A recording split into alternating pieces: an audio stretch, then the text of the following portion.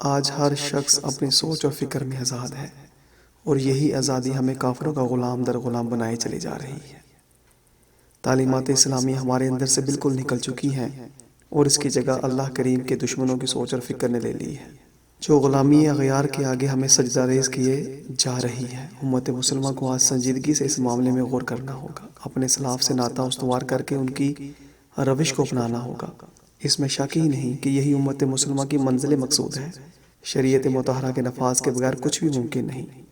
کافروں کی ہر بات مسلمانوں کے لیے ایک سازش ہے، اسی لیے مسلمانوں کو اپنی ہر بات کا فیصلہ اللہ کریم کے قرآن مجید اور شریعت مصطفیٰ صلی اللہ علیہ وآلہ وسلم سے کرانا ہوگا۔ بے شک دین اسلام ہی حق ہے، اور یہی ہماری کامیابی و کامرانی کا زینہ ہے۔